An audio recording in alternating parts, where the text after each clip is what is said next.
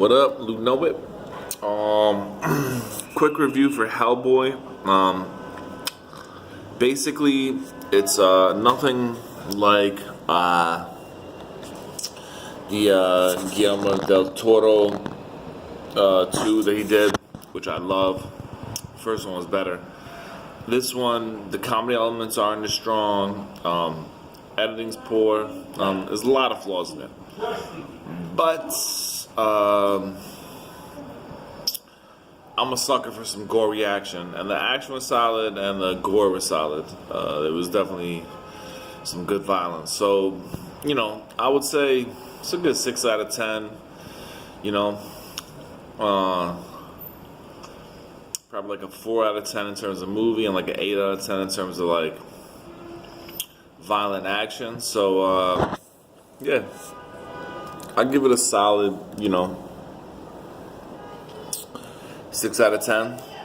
Definitely, if you're a fan of like violent action, this movie's dope, and there's some good action scenes in it. And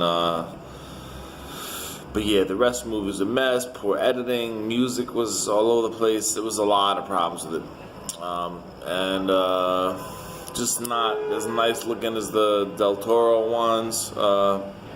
So 6 out of 10.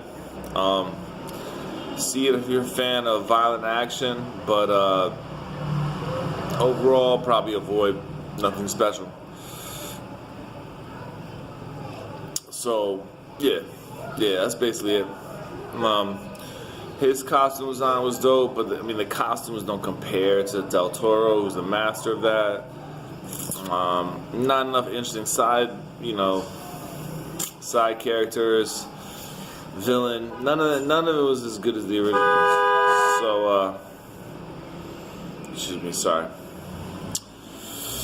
They were honking their support, for my opinion. So, yeah, it's just a quick review, but yeah, it wasn't all that. It was, but the action was pretty tight, and the violence was legit. People getting like chomped up and sliced up and cut open, and that I wasn't expecting. So, that made it worth it for me, for sure. If that's your thing, then I recommend peeping it. Otherwise, yeah, you can miss this one. It's nothing special. And it was all over the place. The editing was just, I don't know what happened. I've heard there was a problem on sets. They'd fired the cinematographer. Obviously, there was creative differences. They didn't give him the final cut, the director, so they went in and changed stuff. So you see it. You see it on screen. Good movie. He did a decent job as Hellboy. No Ron Perlman, but that guy did a decent. What's his name? David Harbour, the guy from Stranger Things. But yeah, overall, very kind of middle of the road. If it wasn't for the action, it would have been a 4 out of 10. But the action and the violence saved it. That was top notch. That was top notch. People got caught viciously. So yeah, if you're a fan of the series, I don't know if I recommend it, but it's a fun little R-rated summer romp.